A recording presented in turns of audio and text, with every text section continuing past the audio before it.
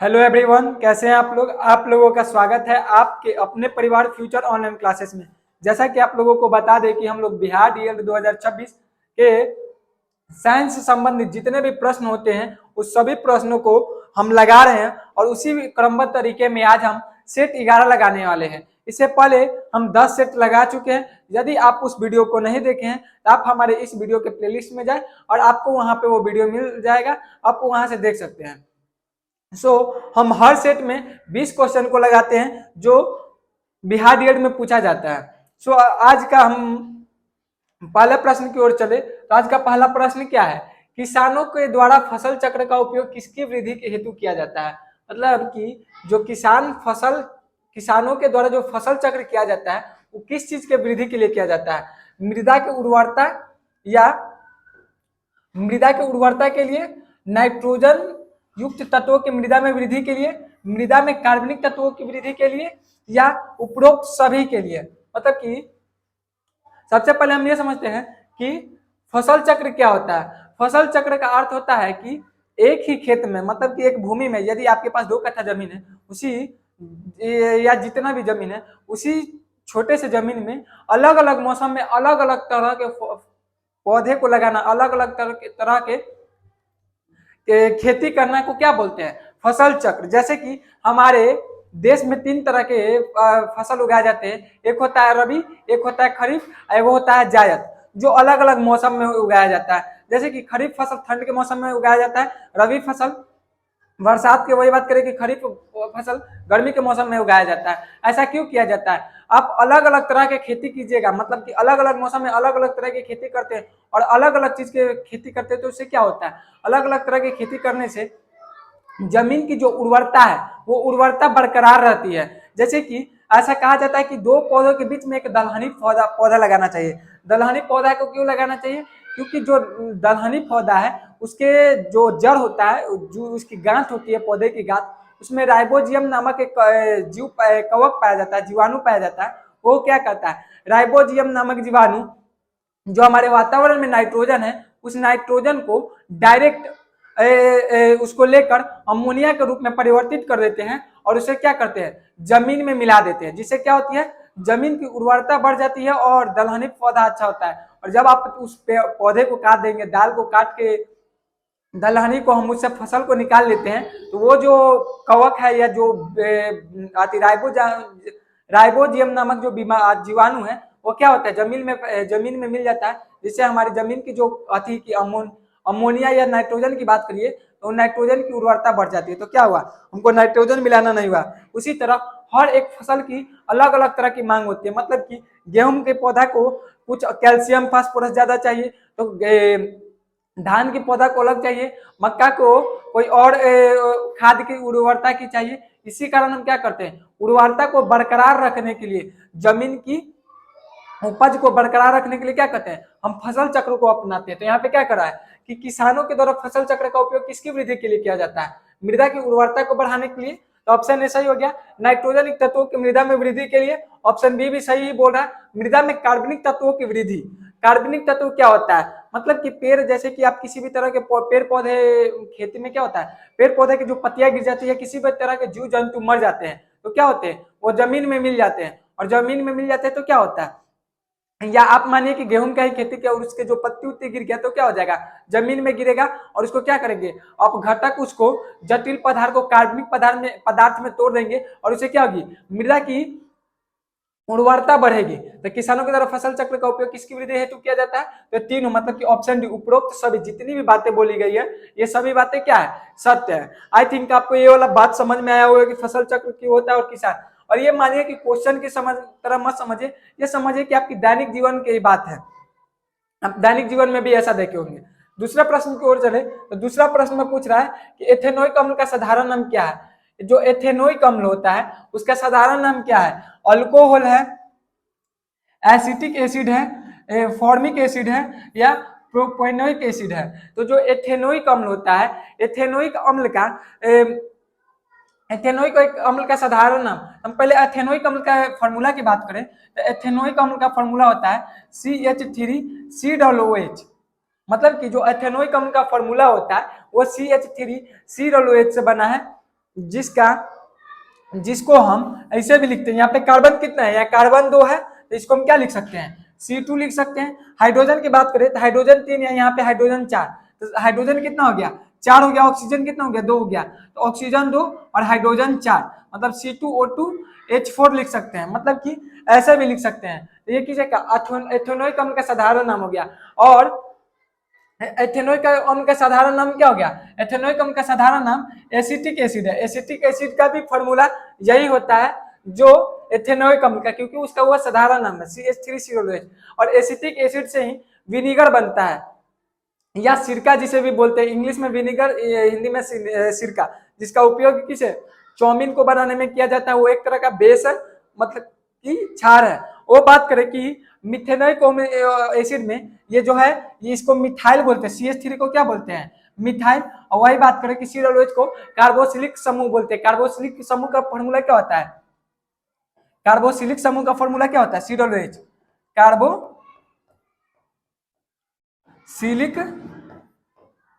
Carboxylic का formula क्या होता है, कार्बोक्सिलिक का फॉर्मूला होता है COOH। और वही बात करें कि मिथाइल का फॉर्मूला क्या होता है, मिथाइल का फॉर्मूला होता है CH3।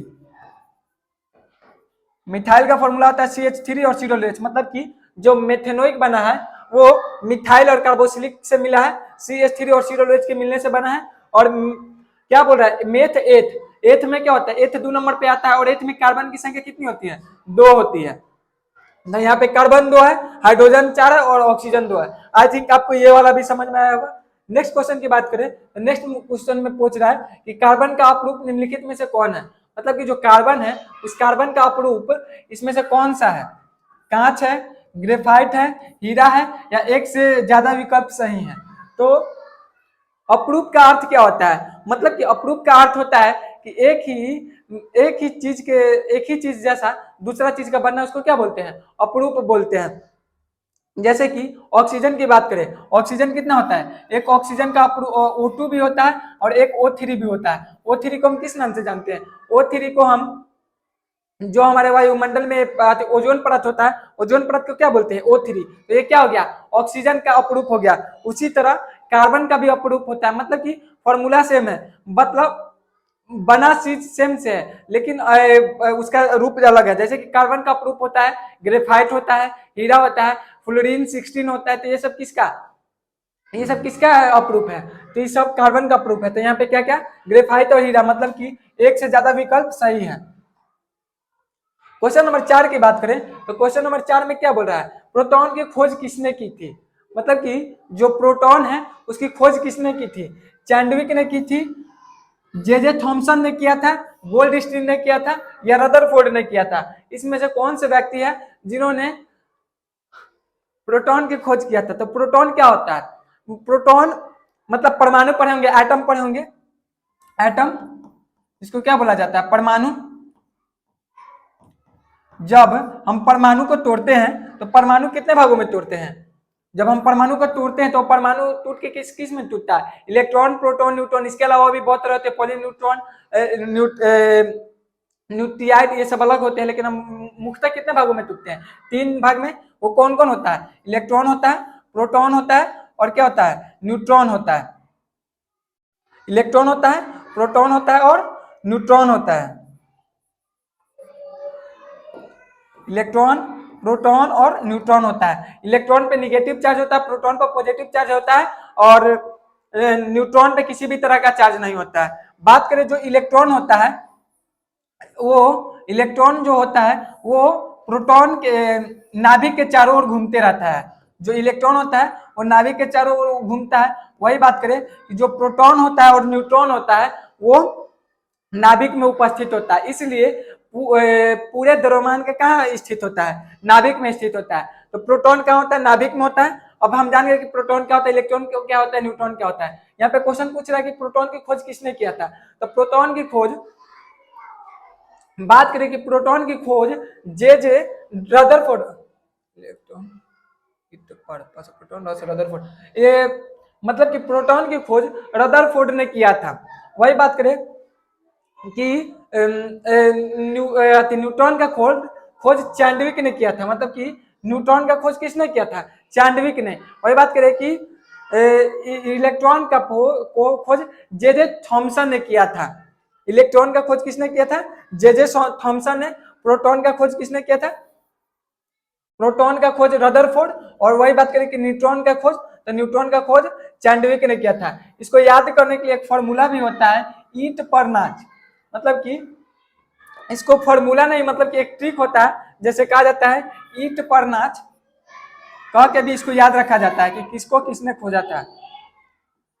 ईंट पर नाच, ईंट पर नाच। ई से क्या हो गया? ई से इलेक्ट्रॉन हो गया, और ट से थॉमसन, ट से Thomson, J Thomson, J Thomson. वही बात करके प से प्रोटॉन, पी से प्रोटॉन, और आर से रदरफोर्ड। क्या हो गया? रदरफोर्ड हो गया। वही बात करें कि न से न्यूट्रॉन और च से चैंडविक। तो ये क्या हो गया? ये एक ट्रिक हो गया याद करने के लिए। तो इलेक्ट्रॉन का कौन क्या था? जे थॉमसन, प्रोटॉन का रदरफोर्ड, और न्यूट्रॉन का चैंडविक। तो ये ट्रिक हो गया, आप इस ट्रिक को भी याद रख सकते हैं। नेक्स्ट क्वेश्चन की बात करें, जो क्वेश्चन नंबर 5 है। तो क्वेश्चन नंबर 5 में बोल रहा है, क्वेश्चन नंबर 5 में पूछ रहा है कि कुछ समूहानी पौधे होते हैं, कुछ समूहानी पौधे होते हैं जो बीज पैदा करते हैं लेकिन फल नहीं, वे समूह से संबंधित है। ब्रायोफाइट, ब्रायोफाइटा,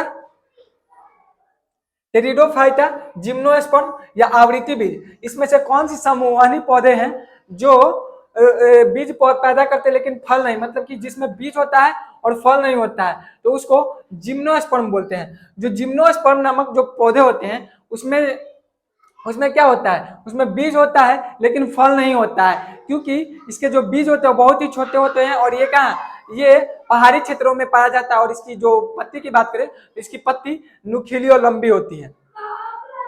नेक्स्ट क्वेश्चन की बात करते हैं। नेक्स्ट क्वेश्चन में पूछ रहा है धसा रंध्र वाला पौधा होता है, मतलब जो ऐसा पौधा जिसका रंध्र धसा होता है वो कौन सा है?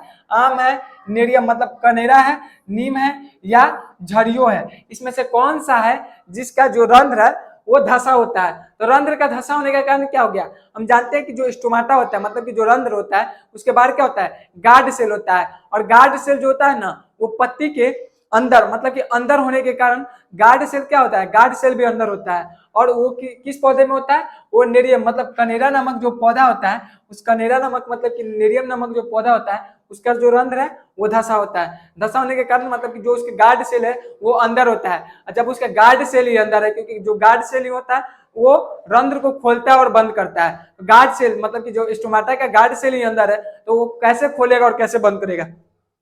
क्वेश्चन नंबर 7 की बात करें तो क्वेश्चन नंबर 7 में क्या बोल रहा है? सूक्ष्म जीव द्वारा कार्बनिक पदार्थों को तोड़ने की प्रक्रिया कहलाती है। मतलब जो सूक्ष्म जीव होते हैं वो कार्बनिक पदार्थ को तोड़ने की प्रक्रिया को क्या कहते हैं? प्रकाश संश्लेषण, श्वसन, किण्वन या अपघटन। इसमें से क्या बोला जाता है? जो पौधे कार्बनिक पदार्थ को तोड़ते हैं, तो कार्बनिक पदार्थ को कौन तोड़ते हैं? या तो कवक या तो जीवाणु, मतलब कि बैक्टीरिया या कवक, फंगी, ये सब क्या करते हैं? जो कार्बनिक पदार्थ हैं वो कार्बनिक पदार्थ को अकार्बनिक पदार्थ में तोड़ते हैं। मतलब कि कार्बनिक पदार्थ जटिल होता है, और अकार्बनिक पदार्थ आप पढ़े होंगे कार्बन में कि कार्बन क्या होता है? कार्बन एक इलेक्ट्रॉन से, एक परमाणु से दूसरे परमाणु में आसानी से जुड़ जाता है, लेकिन अकार्बनिक पदार्थ उतनी लंबी चैन नहीं बना सकता है। उसको तोड़ने का काम क्या करता है? उसको तोड़ने का काम मुख्य तौर से जो कवक है और वो जीवाणु है, उसको छोटे छोटे टुकड़ों में तोड़ देते हैं और उसको अति कर देते हैं। तो वो क्या हो गया? उसको, उस प्रक्रिया को क्या बोलते हैं? किण्वन बोलते हैं। ऐसा दही में भी होता है, और जो आती बात करें पाव रोटी, इस सब में भी किण्वन की प्रक्रिया होती है। या बात करें कि जो दारू होता है, दारू में जो ईस्ट होता है, ईस्ट भी क्या करता है? किण्वन प्रक्रिया से ही, मतलब कि ईस्ट दारू को बनाने के लिए किसका उपयोग किया जाता है? वाइन, और सॉरी दारू बोले, अल्कोहल को बनाने के लिए किसका उपयोग किया जाता है? अल्कोहल को बनाने के लिए ईस्ट का उपयोग करता है, और ईस्ट किण्वन प्रक्रिया किण्वन करता है। उसके बाद करेंगे दूध से दही को लैक्टिक एसिड के माध्यम से जो चेंज किया जाता है, उसमें भी क्या होता है? एक तरह का किण्वन प्रक्रिया ही होता है। इसके अलावा हम बात करते हैं कि पाव रोटी में जो फफूंद लग जाता है, उसमें भी क्या होता है? वो भी एक तरह का किण्वन प्रक्रिया ही है।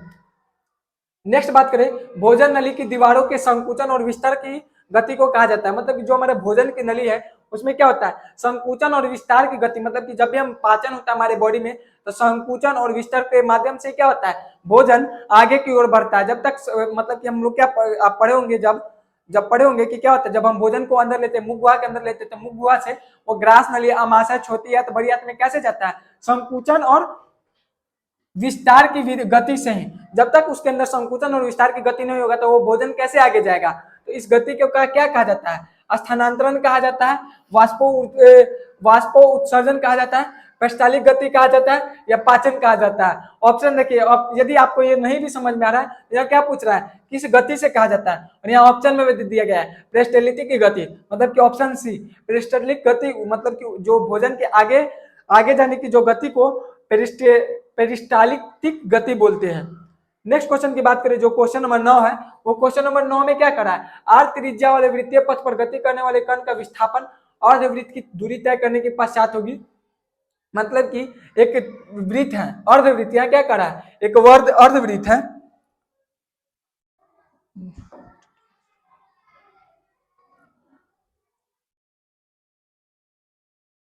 से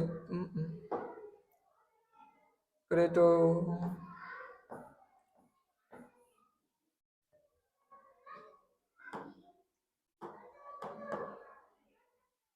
हाँ, एक क्या है, एक अर्धवृत्त है, ये क्या हो गया, एक अर्धवृत्त हो गया, और इस अर्धवृत्त में क्या कर रहा है,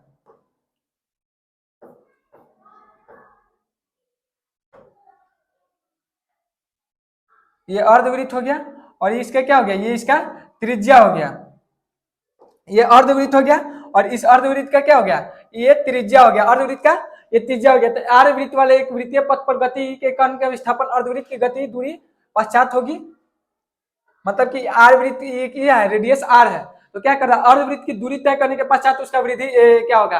तो यहाँ पे क्या पूछ रहा है, विस्थापन पूछ रहा है कि विस्थापन क्या होगा। तो विस्थापन का फॉर्मूला क्या होता है, अंतिम दूरी माइनस प्रारंभिक दूरी अपॉन टाइम। मतलब कि अंतिम दूरी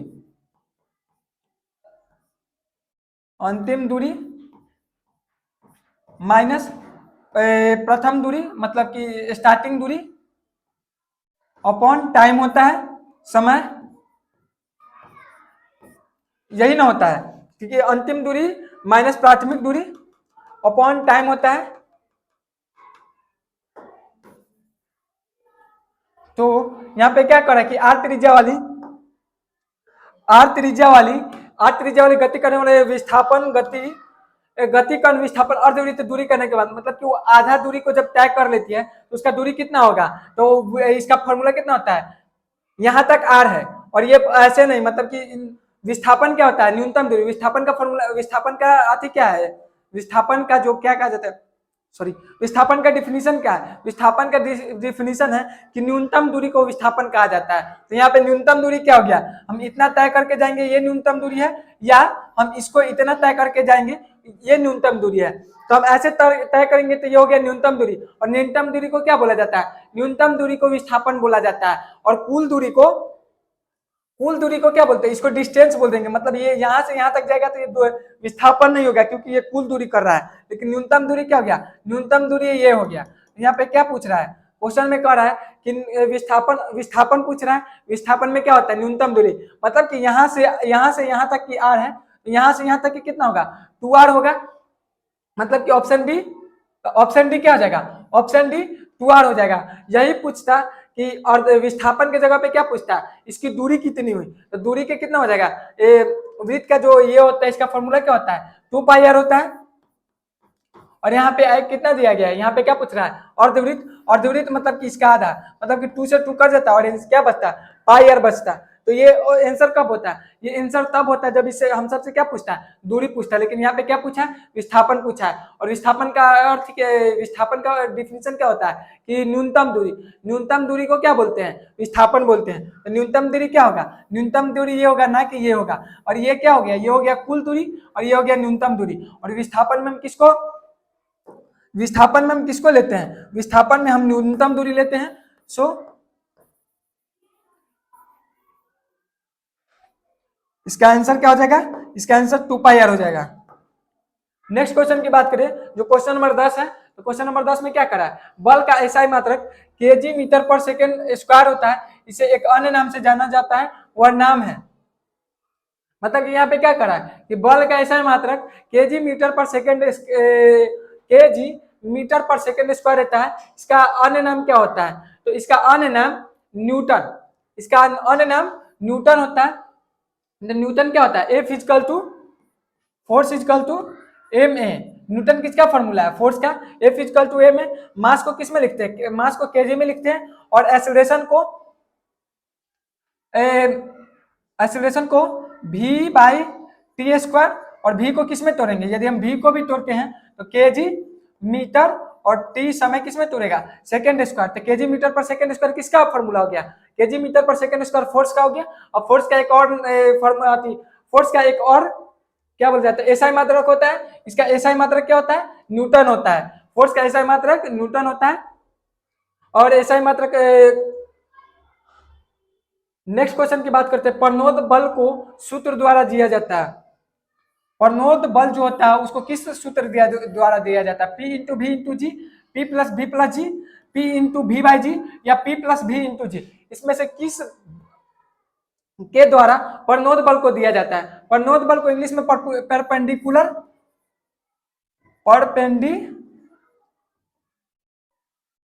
फोर्स भी बोला जाता है, परपेंडिकुलर फोर्स भी बोला जाता है। और ये कितने डिग्री पर, ये 90 डिग्री पर लगता है, मतलब कि ये 90 डिग्री पर लगता है, और इसको परपेंडिकुलर फोर्स भी बोलता है। और इसको P इंटू वी इंटू जी, मतलब कि ऑप्शन ए में दिया गया है, ये इसका सूत्र है, प्रणोद बल का सूत्र क्या है, P इंटू वी इंटू जी प्रणोद बल का सूत्र है।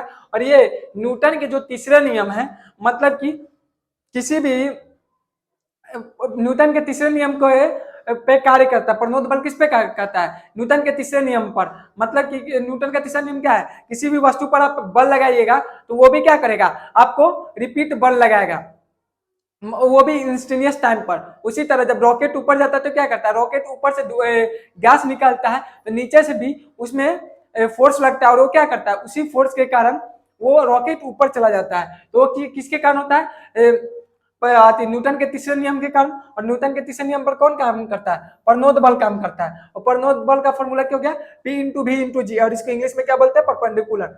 नेक्स्ट क्वेश्चन की बात करें तो नेक्स्ट क्वेश्चन में पूछ रहा है क्या, प्रति इकाई समय में संपीड़न या विवरण की संख्या डैश होती है, मतलब कि प्रति इकाई समय, मतलब कि प्रति जो पर सेकेंड समय में संपीड़न या विरलन, संपीड़न या विरलन की गति को क्या बोलते हैं, आवृत्ति बोलते हैं, समय सीमा बोलते हैं, पिच बोलते हैं, या आयाम बोलते हैं। निम्नलिखित में से क्या बोलते हैं प्रति इकाई समय को, तो प्रति इकाई समय को आवृत्ति बोलते हैं। आवृत्ति मतलब क्या होता है, आवृत्ति जो हमारा वॉइस है, आवाज है, या आवाज या जो साउंड है वो किस में गति करता है, वो संपीड़न या विरलन ऐसे ऐसे ऐसे ऐसे गति करता है।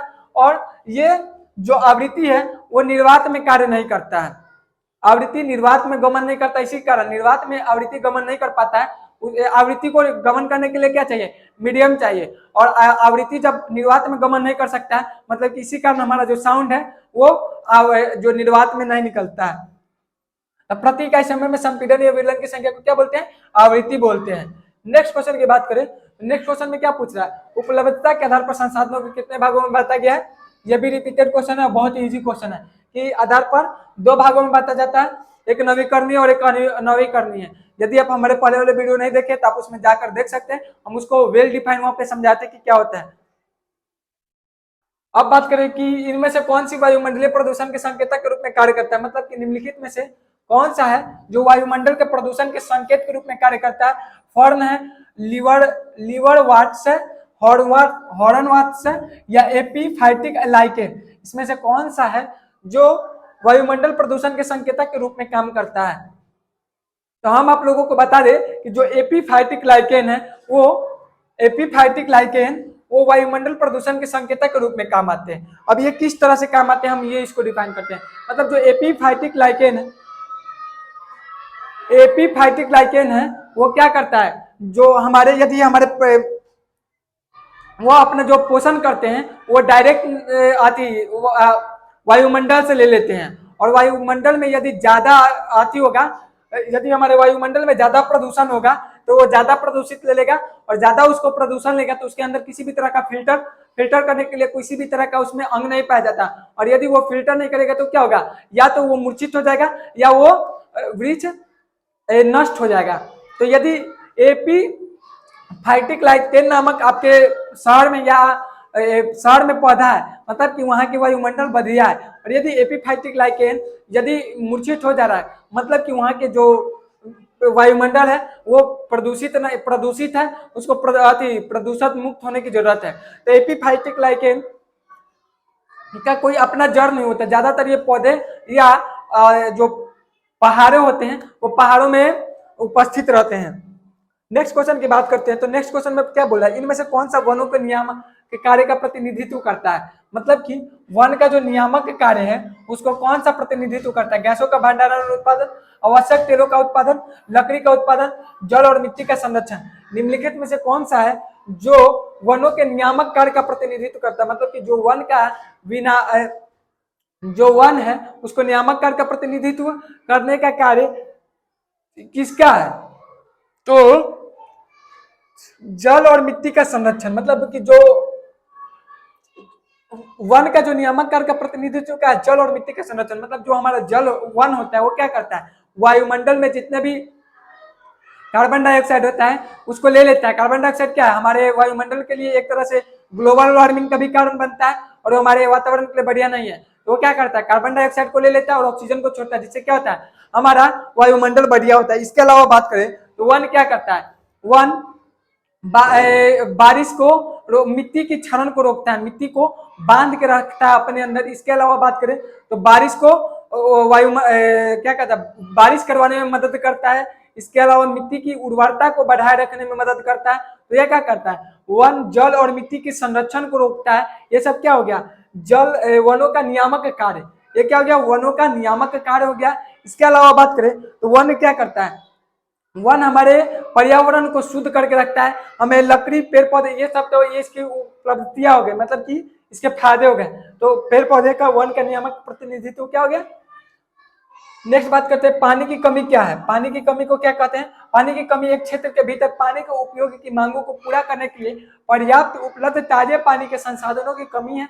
पानी की कमी एक क्षेत्र के भीतर पानी के उपयोग की मांगों को पूरा करने के लिए पर्याप्त उपलब्ध समुद्री पानी की कमी है, या देश के उद्योगों की मांगों को पूरा करने के लिए पर्याप्त उपलब्ध ताजे जल संसाधनों की कमी, या उपरोक्त सभी। निम्नलिखित में से कौन सी बातें पानी की कमी को दर्शा रहा है। तब पानी की कमी को दर्शा कौन रहा है, ऑप्शन ए को सही से पढ़िए। तो जो पानी की कमी है एक क्षेत्र के भीतर, मतलब कि एक मानिए कि एक क्षेत्र में गांव को मान लीजिए, तो वहां के भीतर पानी के उपयोग के मांगों को पूरा करने के लिए पर्याप्त उपलब्ध ताजे पानी के संसाधन की कमी, मतलब कि मानिए कि गांव है और उस गांव में जो ताजे पानी, मतलब ताजा या क्या कहा जाता है, आप उसको ताजा बोलिए या मीठा जल बोलिए, जो पानी पीने योग्य है वहां पे वो उपलब्ध नहीं है। मानिए कि पानी तो है लेकिन खरा पानी है, या नाले का पानी है, या गंदा पानी है, या जो क्या कहा जाता है तालाब में पानी है तो वो बहुत गंदगी है या बहुत पुराना पानी है, तो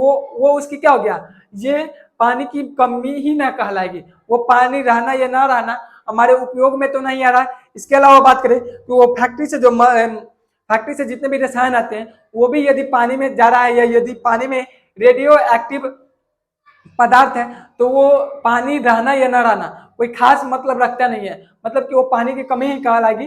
तो उपलब्ध ताजे पानी के संसाधनों की कमी, ऑप्शन ए सही हो जाएगा। ऑप्शन बी में वही बोल रहा है कि पानी की कमी एक क्षेत्र के भीतर पानी के उपयोगी की मांग, मतलब जो पानी के उपयोग होते हैं उसकी मांग को पूरा करने के लिए पर्याप्त उपलब्ध समुद्री पानी तो होगा नहीं, और देश के उद्योगों की मांगों को पूरा करने के लिए पर्याप्त उपलब्ध ताजे पानी से जल संसाधनों की कमी, देश के उद्योगों की मांगों को पूरा करने के लिए पर्याप्त उपलब्ध ताजों के पानी की कमी, मतलब कि ऑप्शन बी और ऑप्शन सी सबसे ये, मतलब कि ऑप्शन डी उपरोक्त सही है, मतलब कि ऑप्शन डी क्या हो जाएगा, ऑप्शन डी उपरोक्त सही हो जाएगा। इसको मिटा देते हैं ये दोनों। नेक्स्ट क्वेश्चन की बात करें जो क्वेश्चन नंबर 17 है, और वो क्वेश्चन नंबर 17 में क्या करा है, विद्युत ऊर्जा का वाणिज्यिक इकाई क्या है। ये भी एटलीस्ट 3 से 4 बार क्वेश्चन रिपीटेड है, और क्या वाट है, वाट पर घंटा है, इकाई है, या इनमें से कोई नहीं। यदि इससे पहले वाले वीडियो भी आप देखे होंगे, सेट लगाए होंगे, तो आपको ये पता होगा कि ये क्वेश्चन रिपीटेड है। विद्युत ऊर्जा का वाणिज्यिक इकाई क्या है, तो उसको इकाई बोलते हैं, या इकाई को कहीं कहीं क्या वाट, किलोवाट घंटा, किलो वाट पर आवर, मतलब कि किलोवाट पर घंटा भी इसका इकाई होता है। या इकाई को क्या बोलते हैं, इकाई को यूनिट बोलते हैं। क्या बोलते हैं? यूनिट बोलते हैं। यदि ऑप्शन में यूनिट आता है, इकाई आता है, या किलोवाट पर घंटा आता है, और ये ऑप्शन तीनों, मतलब क्वेश्चन यही पूछा है, ऑप्शन को घुमा दिया, मतलब कि आपको ये तीनों याद करके रखना है। मतलब कि एक बार क्वेश्चन में यूनिट पूछा था, जब आप पहले सेट या दूसरे सेट में शायद ये क्वेश्चन को पूछा था, तो उस वक्त ऑप्शन में यूनिट दिया हुआ था।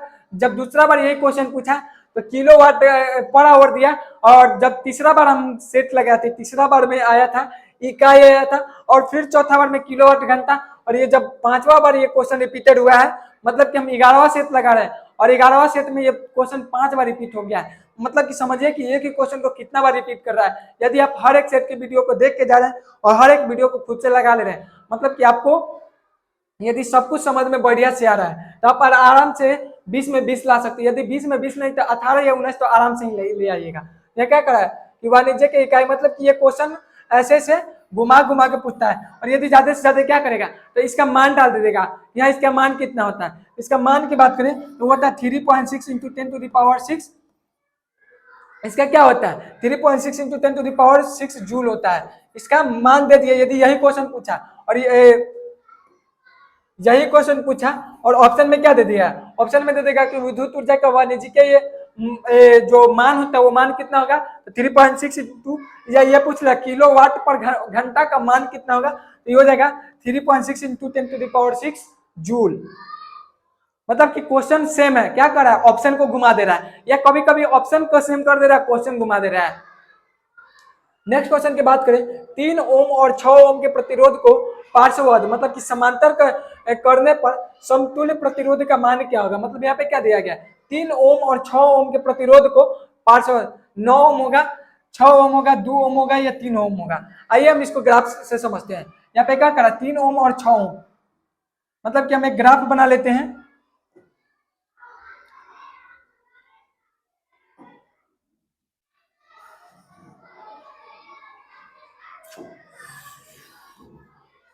ये एक बैटरी लगा देते हैं यहाँ पे, और इसको ऐसे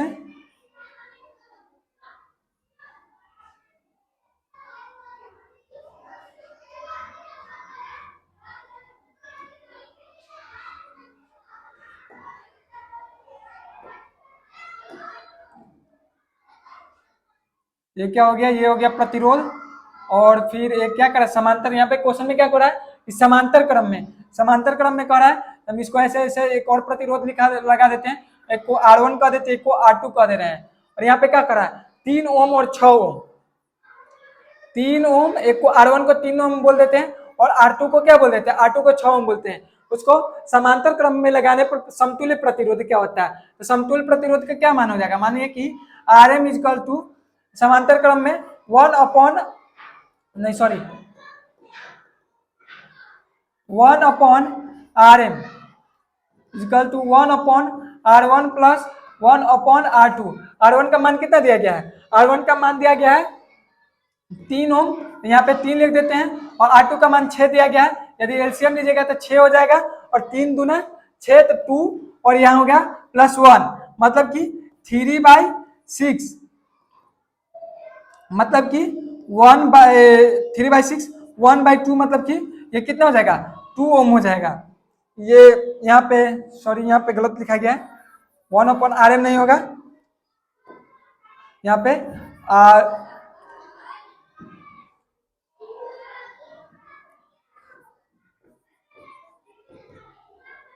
2 ओम। 2 ओम कितना है, ऑप्शन सी क्या हो जाएगा, ये सही हो जाएगा। यहाँ पे क्या क्वेश्चन को फिर से हम समझा देते हैं इसको। यहाँ पे क्या लिख रहा है 3 ओम और 6 ओम के प्रतिरोध को पार्श्ववाद समांतर क्रम में समतुल्य प्रतिरोध का मान क्या होगा, मतलब कि यह 3 ओम और 6 ओम के दो प्रतिरोध पार्श्व क्रम में, मतलब कि समांतर क्रम में लगाए गए, हम लगा दिए। और यहाँ पे एक बैटरी का चिन्ह है, जो बैटरी हम लगा दिए इसमें। और क्या किया, जब हम इससे इलेक्ट्रिसिटी को प्रवाह किए तो क्या होगा, समांतर प्रतिरोध का फॉर्मूला तो 1/R1 plus 1/R2 plus 1/R3 ऐसे ही चला जाता है। हम इसको जब जोड़ेंगे 1/r3 प्लस 1/r1 का मान और r2 का मान डाले और इसको निकाले तो कितना आया 2 ओम आया। नेक्स्ट क्वेश्चन की बात करें तो नेक्स्ट क्वेश्चन में क्या पूछ रहा है, अगर किसी अवतल दर्पण की फोकस दूरी f तथा फोकस त्रिज्या r हो तो f = r/2, f = 2r, f = 3r/2 या f = इनफाइनाइट। तो क्या होता है, फोकस दूरी वक्रता त्रिज्या की आधा होता है। मतलब जो फोकस दूरी होता है वो फोकस दूरी मतलब कि मानिए कि ये हमारा दर्पण हो गया, ये दर्पण हो गया और यहाँ पे सेंटर ऑफ कर्वेचर जिसको हिंदी में क्या बोलते हैं वक्रता त्रिज्या हो गया, वक्रता त्रिज्या नहीं होता हाँ फोकस दूरी तथा वक्रता त्रिज्या,